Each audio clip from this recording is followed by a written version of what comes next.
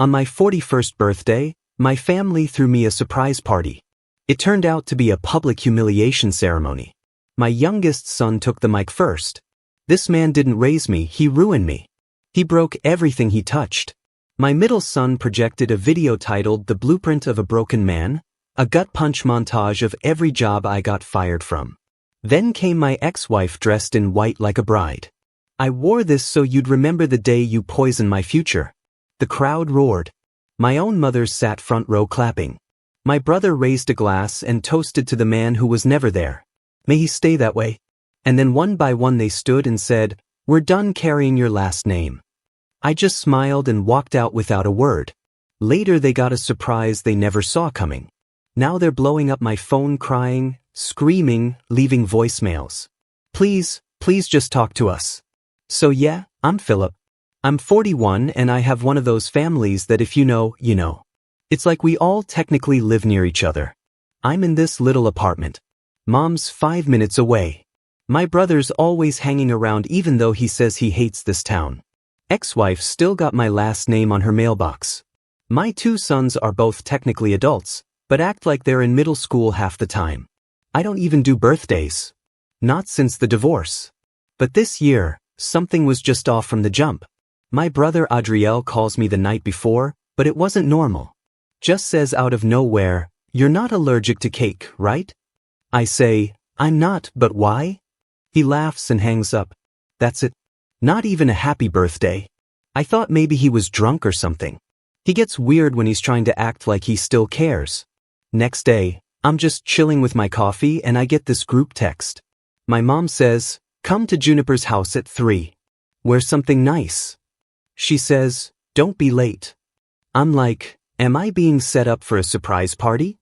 I mean, I know my family's got issues, but even for us, that's kind of normal, right? But then my youngest, Zachary, texts me, "Hope you're ready for this." With a skull emoji. I just reply, "For what?" He leaves me on read. Not a good sign. I show up and there's like way more cars than there should be. I don't even recognize half the license plates. Random neighbor I haven't talked to in 3 years is there. Old friends of my mom. Even one of my ex-wife's friends who I'm pretty sure blocked me on Facebook after the divorce. Feels like I'm walking into an intervention or maybe a wedding. I walk in and it's dead quiet for a second, then everyone starts clapping, but it's not like happy birthday clapping. It's more like that slow, sarcastic clap you see in memes. My mom's sitting front row, hands folded, looking like she's at church. My brother's in a jacket, which is rare. My ex-wife, Reagan, has on this white dress that makes her look like she's trying to make a point. Even my oldest, Albert, is standing off to the side, arms crossed, not even pretending to smile. They sit me down in this chair in the middle of the room. Kind of like I'm on display. I'm not an idiot. I know something's up, but I'm just waiting to see what the joke is. I mean, my family's always been harsh, but this feels like something else. Zachary, my youngest, grabs the mic. Why is there even a mic? And looks right at me. He says, "This man didn't raise me. He ruined me. He breaks everything he touches." Everyone's staring for a second. And I think he's messing around, but he's not. He's dead serious. He starts listing stuff like every time I missed his soccer games, every time I yelled about the Wi-Fi bill, every time I forgot to show up to something at school. He drops stuff I haven't thought about in years. Says, "Maybe if you'd actually cared about us instead of your problems, we wouldn't all be so screwed up." I'm just sitting there, not even sure how to react because he's not wrong about some of it, but he's twisting it to make it sound like I never did anything for him. Then Albert, my middle son, stands up and connects his phone to the TV. He says, "Let's show everyone the blueprint of a broken man." It's a video, like a highlight reel, but not the good kind. It's all these old clips, photos, even screenshots of texts I sent them when I was pissed off or tired. There's a part where he's scrolling through a list of jobs I got fired from, like he's reading my stats out loud. Even plays an old voicemail of me apologizing for missing his birthday once. Which, yeah, I did, but I was dealing with a lot back then. The whole room's watching like it's a Netflix doc. Honestly, I didn't even know he still had half of that stuff. Then Reagan, my ex, stands up in this white dress. Like she's literally trying to look bridal. She says, "I wore this so you'd remember the day you poisoned my future."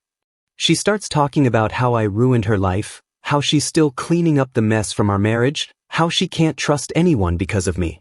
She says, "I want everyone to know what it's like to have your future ripped up by someone who only cares about himself." I can see her hands shaking, but she's enjoying it. The crowd is eating it up. Some people are even laughing. My brother stands up, raises a glass, and says, "To the man who was never there. May he stay that way." I hear a couple people say, "Damn," under their breath. My mom just claps like slow. That fake supportive clap. I look at her and she just shrugs like, "You brought this on yourself." I'm not even mad at that point. I'm just done. Then one by one, everyone stands up, including my brother, my sons, my ex, even my mom. And they all say, "We're done carrying your last name." Some of them look angry. Some just look bored, like they're reading off a script. I think even my brother's wife, who never says a word to me, joins in. I just sit there for a second. Not going to lie, there's a part of me that wants to get up and start yelling, to tell them they're all full of it. That they wouldn't have half the stuff they do if I hadn't bailed them out so many times. That they're just mad because I finally stopped giving in every time they wanted something. But I don't. I just stand up, look at each of them, and smile. It's not even a real smile, more like, "You want to play this game? Fine, I can play too." I walk out. Nobody follows, not even my mom. I hear someone slam the door behind me, not sure who. I get in my car and just sit there for a minute, scrolling through my texts, watching as the group chat blows up with messages I don't read. I drive home, block every number that comes up. I don't even feel sad. I'm just pissed off. Like, "You want to humiliate me? You better be ready for what comes next." So yeah, that was my 41st. First time in a long time I actually felt like doing something about it. And if they thought that was the end, they really don't know me at all. I've got a plan. They're about to find out just how much I was really holding up. Next update soon. Update 1. So, you know how last time I said I had a plan? Turns out when you grow up in a family that treats you like a backup generator, you learn exactly where every wire is. Not that anyone ever thanked me for it. After that joke of a party, I start noticing the tiniest things, like my brother sending me a Venmo request for $40 for pizza and gas. The same day, he posts about his new sneakers on Instagram. My mom forwarding me a picture of her broken sink with a sad face and a message about how she can't afford a plumber right now. Reagan, my ex, tagging me in an old vacation photo. Then immediately texting me about the car insurance bill due in 3 days. It's not even subtle anymore. They're not embarrassed, just expectant. I wake up to a text from Adriel, my brother, the day after the party. He says, "So, you going to apologize or what?" I just stare at the phone for a sec. I mean, wow, not even good morning. No one else reaches out except my mom, who just sends one of those praying hands emojis. I ignore them all. I start scrolling through my banking app, looking at all the crap I'm still paying for. Like, actually, what am I doing? I'm not even living with these people. I'm just a wallet with a Wi-Fi password. So whatever. That's it. I start making calls. I call the landlord for my mom's place, tell her I'm not paying the rent after the next month. She gets quiet, then tells me she'll talk to my mother directly. I say, "Yeah, do that." I open up all my autopays and start canceling. Reagan's car insurance gone after this payment cycle. The boys' tuition loans. I text them both. You can figure out payment plans with the school now. You're adults. My brother's little business money. I send him a note in the group chat. No more transfers. Don't ask. I keep it all on record. No drama, just facts. I tell each of them exactly what's ending and when, so no one can pull the "I didn't know" card. It's all in writing. Funny thing, no one says anything for a day. I think they assume I'm bluffing. I get a couple of passive-aggressive memes from Zachary. Something about deadbeat dads. Whatever. I've seen worse. By day 3, though, it's like someone set off a fire alarm. My mom calls, doesn't even say hi. Just launches into, "You can't do this to family." I say, "You made it very clear at the party I'm not your family." She hangs up. I hear later from an aunt that my mom's telling everyone I've lost my mind. I guess not paying her rent is a sign of mental illness now. Reagan shows up at my door. Doesn't even knock. Just starts yelling through the hallway. Says I'm abandoning my responsibilities. I'm humiliating her. The car will get repossessed. The boys will have to drop out. I say, not my problem anymore. She tries to push past me into the apartment. I block her. She slaps my arm. I just stand there. She storms off, slams the door so hard the neighbor's dog starts barking. I watch her leave, then lock up. I can hear her yelling at someone on the phone in the parking lot. Pretty sure she's calling my brother. Adriel tries a different approach. He calls me at midnight, leaves a voicemail, says, I'm just trying to keep the business afloat. You know how things are. Just need a couple more months. I'll pay you back. I don't answer. He sends me a string of angry texts the next morning ending with, don't ever ask me for anything again. I just mute him. The dude owes me thousands, but whatever. Not chasing him anymore. Zachary, the youngest, goes to my mom and tells her I've ruined his future. I get a message from her. Caps lock, of course. Saying I'm breaking his heart. He's never going to forgive me. I reply, you all made your feelings clear at the party. You humiliated me in front of everyone. I'm done. She just says, you're a disappointment. It gets a little messy after that. Reagan calls the school, tries to get them to let the boys stay on good faith. I get an email from the school's finance office asking if I'll reconsider. I reply no. My brother tries to guilt-trip mutual friends, but most of them are kind of tired of his act anyway. My mom calls my dad's old friend, tries to get him to talk sense into me. I don't pick up. Group chat starts blowing up. Zachary says I'm acting like a child. Albert says he's not taking sides, but I should be reasonable. Reagan jumps in. Says I'm being abusive, which is wild considering all the stuff she said at that party. My brother goes off on everyone. Says I was always the favorite, which is hilarious because I was never even close. I just keep blocking people. I see my mom at the store one afternoon. She tries to ignore me, then suddenly walks over and starts arguing, not even caring who hears. She says I'm destroying the family. I say, you already did that for me. She slaps my shoulder. I just walk away. Honestly, I thought I'd feel guilty, but I'm just tired. They want to act like I was never there. Now they can see what that's actually like. I'm not paying for anyone's mistakes anymore. If that makes me the villain, whatever. The real kicker is now that the money's drying up, they're all fighting with each other. I get screenshots from my cousin of the family group chat blaming, accusing, suddenly everyone's got receipts. Turns out when you take away the guy who always fixes things, nobody else steps up. So yeah, that's where we're at. I'm not rescuing anybody. I'm not picking up the phone. I'm not playing nice. If they wanted me gone, they can see what gone actually means. Next part's coming. Trust me, it gets even pettier. Update 2. Okay, so I didn't expect it to get this messy this fast, but I'm kind of impressed at how fast the "we're done with you" energy wore off once I pulled the plug. Like, within a week, the vibes in the family group chat went from good riddance to, so what now? And it only got weirder from there. First weird sign. Adriel, my brother, starts posting these cryptic stories on his Instagram. Stuff like, some people aren't loyal, and not everyone's family.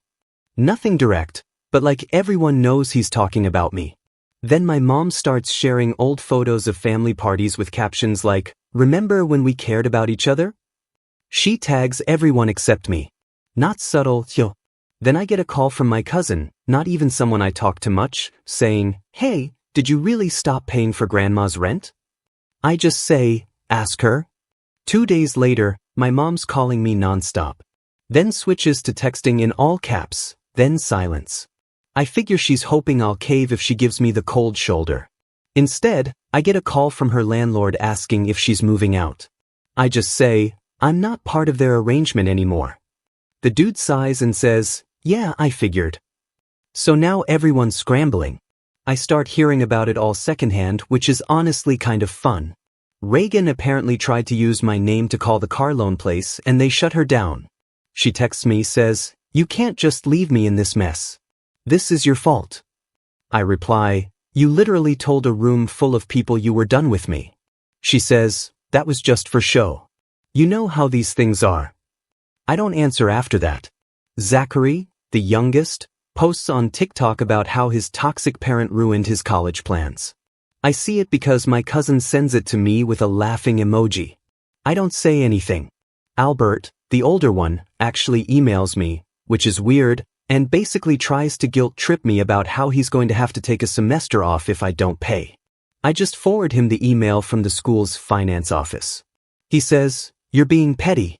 You're punishing us for being honest. I say, you were never honest. You just wanted an audience. Meanwhile, Adriel's business is tanking because I'm not covering his overdrafts anymore. I hear from a mutual friend he got in a shouting match with his wife about money. She calls me, asks if I can just help them out for a bit. I say, not my circus. She says, you're unbelievable. Then hangs up. Later, I hear she actually threw a mug at Adriel and he had to clean up the kitchen himself. Honestly, not my problem. My mom is the wildest. She tries to go around me and call my old friend to see if he'll talk to me about family obligation. The guy texts me, says, your mom's going through it. I just say, yeah, she'll figure it out. Next thing I know, she's posting on Facebook about how some people never appreciate the sacrifices mothers make. The comments are a mess. People are picking sides. Family drama everywhere. Then the boys start fighting with each other. I only know because I get CC'd on an email chain where Zachary is blaming Albert for escalating everything at the party. And Albert is saying he only did the video because Zachary pushed him. They loop Reagan in.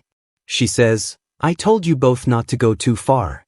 At this point, I'm almost impressed at how fast the unity falls apart. There's a lot of little things, too, like Adriel tries to show up at my apartment. I see him through the peephole. Don't answer. He bangs on the door, then leaves. My mom tries to corner me at the grocery store, blocks my cart, says, you're going to regret this.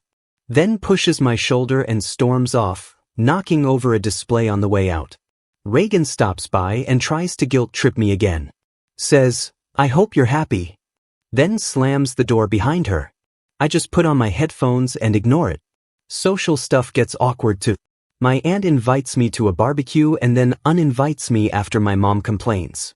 Some people try to stay neutral, but you can tell everyone's picking a side. I get DMs from people I haven't heard from in years asking what happened. I just say, ask them. The wildest part is nobody actually apologizes. Not once. It's all blame, all deflection. Like they thought I'd just fold and come back crawling. Instead, they're eating each other alive. I guess when you base your whole relationship on someone else's money, you don't have much left when it's gone. The group chat is dead now. Just the occasional angry rant from Adriel or a guilt trip meme from my mom. I muted it weeks ago. I'm just doing my own thing now. Paying my own bills, not getting dragged into their drama. I see Reagan at the gas station. She glares at me. I just nod and keep going. Adriel's wife tried to call again, but I blocked her. Albert texted me, said, you really don't care about us, do you? I didn't even bother answering. So yeah, that's where it's at. I know this isn't some neat story with a bow on top. I'm not expecting anyone to change. I just want them to finally see what life's like when the person they spent years trashing actually walks away. And trust me, the final move is coming and they're not ready for it. Next update soon. Final update. Honestly thought by now they just freeze me out and move on. But turns out when you kick the wrong pillar out from under a house, the whole thing wobbles. Not that any of them would admit it even now. Last post I said the group chat died. Not totally true. It's just changed from everyone piling on me to everyone kind of circling each other, taking turns blaming, poking, trying to get someone else to fix things. And now they're coming for me again. But it's too little, way too late. It started pretty quiet. Just the usual petty stuff. Adriel texting me a screenshot of his bank overdraft like that's going to magically make a deposit appear. Mom's neighbor corners me at the grocery store and says, your mother's not herself lately. Maybe you should call her. I say she knows my number. I get a string of emails from Albert about his financial aid. Always CCing Reagan, who started signing her messages, for the boys' sake. Still can't believe she thinks that'll work. But then the real fun started. I get a letter from the property manager for the building where my mom lives.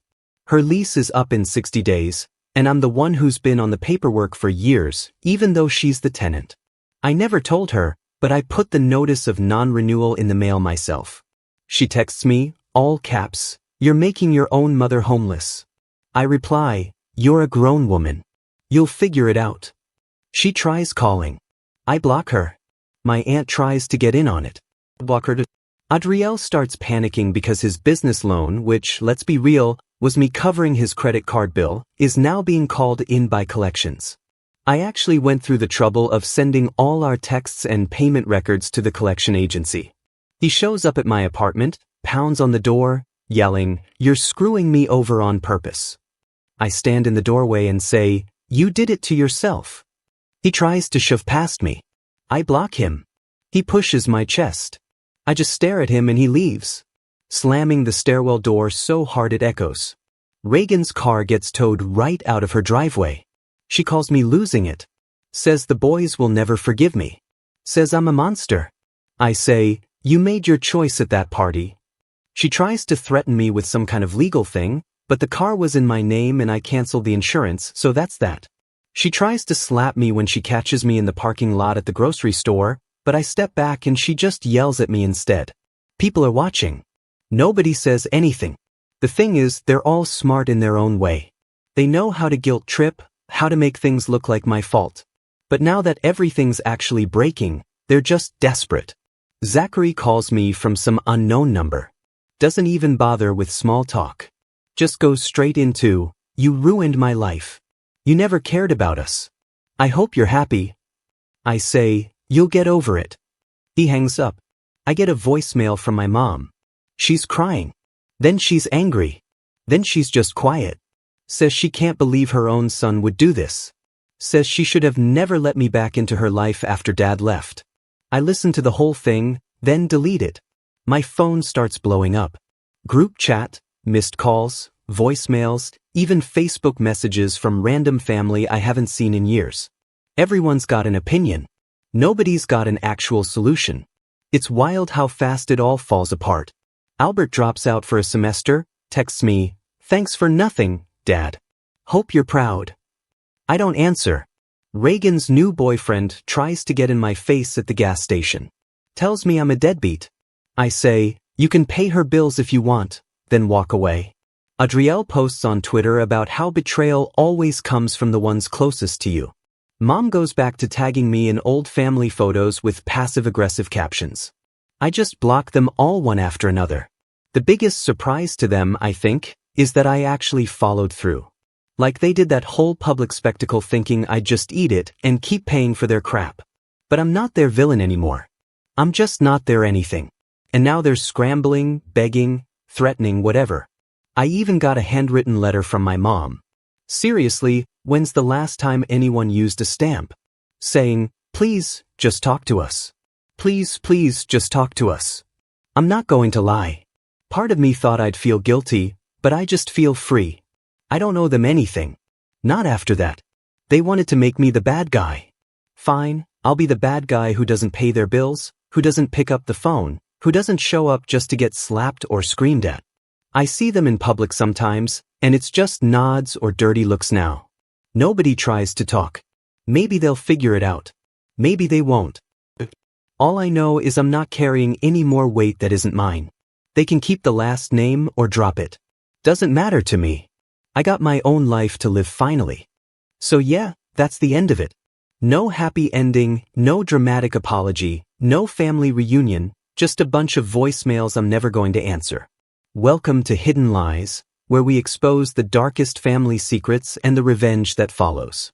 If you enjoyed this story, hit that like button, subscribe, and turn on notifications for more chilling true stories every week.